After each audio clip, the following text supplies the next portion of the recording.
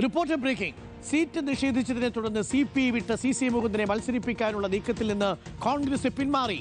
നാട്ടികയിൽ മുകുന്ദന് കോൺഗ്രസ് സീറ്റില്ല. സ്വന്തം സ്ഥാനാർത്ഥിയെ നിർത്താനാണ് കോൺഗ്രസിന്റെ നീക്കം. സുനിൽ അലൂർ, CK വിനോദ് എന്നിവരെയാണ് നാട്ടികയിൽ പരിഗണിക്കുന്നത്. അതേസമയം UDF പിന്തുണ ഇല്ലെങ്കിലും ഉണ്ടെങ്കിലും നാട്ടികയിൽ സ്വതന്ത്രനായി മത്സരിക്കുമെന്ന് CC മുകുന്ദൻ പറഞ്ഞു.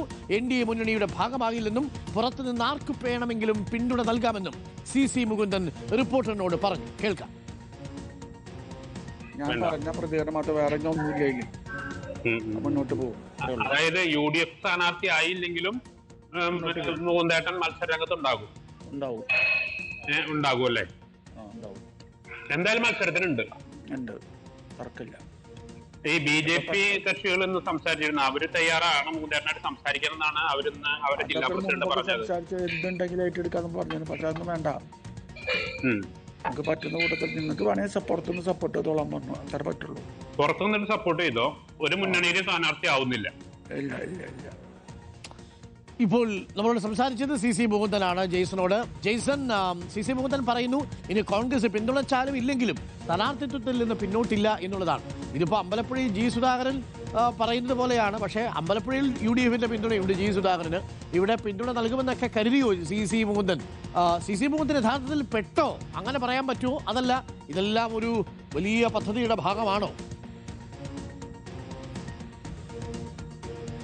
അരുൺകുമാർ, CC മുകുന്ദൻ തുടക്കത്തിൽ തന്നെ UDFന്റെ പ്രത്യക്ഷ പിന്തുണ പ്രതീക്ഷിച്ചിരുന്നു. അത്തരത്തിലൊരു ചില അഭിപ്രായ പ്രകടനങ്ങൾ കോൺഗ്രസ് നേതാക്കളിൽ നിന്ന് ലഭിച്ചിരുന്നു. അതിൽ ആവേശമായിരുന്നു സത്യത്തിൽ CC മുകുന്ദൻ. പക്ഷേ അവസാനഘട്ട ചർച്ചയോടടുക്കുമ്പോൾ UDFന്റെ സ്ഥാനാർത്ഥി ആകേണ്ടതില്ല എന്നതാണ് കോൺഗ്രസ് നേതാക്കളുടെ ഇടയിലുള്ള ഇപ്പോഴുള്ള ഏകദേശ ധാരണ.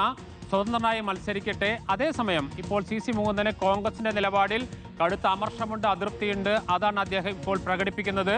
തിരുവനന്തപുരത്തേക്ക് CC മുകുന്ദനെ ചർച്ചയ്ക്ക് വിളിച്ചിട്ടുണ്ട്. പക്ഷേ തിരുവനന്തപുരത്തേക്ക് പോകേണ്ടതില്ല എന്നതാണ് ഇപ്പോൾ CC മുകുന്ദന്റെ തീരുമാനം. താൻ മുന്നോട്ട് വെച്ച കാല് പുറകോട്ട് വെക്കുന്നില്ല. ആര് പിന്തുണച്ചാലും ഇല്ലെങ്കിലും സ്വതന്ത്ര സ്ഥാനാർത്ഥിയായി താൻ മത്സരരംഗത്തുണ്ടാകും എന്ന് അദ്ദേഹം ഉറപ്പിച്ചു പറയുന്നു. ഇനി തനിക്ക് പുറകോട്ട് പോകാനാകില്ല എന്നത് കഴിഞ്ഞ ദിവസങ്ങളിലെല്ലാം തന്നെ CC മുകുന്ദൻ നടത്തിയ ആരോപണങ്ങൾ അതീവ ഗുരുതരമായ ആരോപണങ്ങൾ. അതേസമയം തന്നെ അത്തരത്തിലുള്ള പ്രതികരണങ്ങളുമായി നിശബ്ദനായിരിക്കാൻ കഴിയില്ല എന്ന് തന്നെയാണ് അദ്ദേഹത്തിന് മനസ്സിലായിട്ടുള്ളത്. ഈ തെരഞ്ഞെടുപ്പ് അദ്ദേഹത്തെ സംബന്ധിച്ചിടത്തോളം ഏറ്റവും പ്രധാനപ്പെട്ടതാണ്. അദ്ദേഹം മുന്നോട്ട് വെച്ച അഭിപ്രായങ്ങൾ, ആരോപണങ്ങൾ, രാഷ്ട്രീയം, ഇതിനെല്ലാം ഉത്തരം ഈ തിരഞ്ഞെടുപ്പ് നൽകും. അതിന് രണ്ട് മാർഗങ്ങളാണ് നേരത്തെ തന്നെ നാം പറഞ്ഞിരുന്നു. ഒന്ന്, UDF സ്ഥാനാർത്ഥി വിജയിക്കുക, അതേസമയം തന്നെ LDFന്റെ സ്ഥാനാർത്ഥി പരാജയപ്പെടുത്തുക. അതിനുവേണ്ടി താൻ സ്വതന്ത്രമായി മത്സരിക്കേണ്ടി വന്നാൽ സ്വതന്ത്രമായി മത്സരിക്കുന്ന നിലപാടിലേക്ക് പോവുക.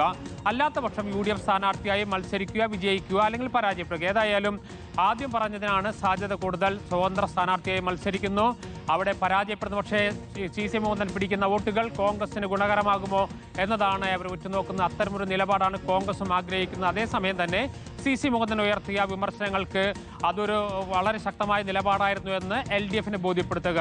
പക്ഷേ അദ്ദേഹം ഇനി കോൺഗ്രസുമായി ഒരു ചർച്ചയ്ക്ക് പോകുന്നില്ല എന്ന നിലപാടിലേക്ക് അദ്ദേഹം എത്തിയിരിക്കുന്നു.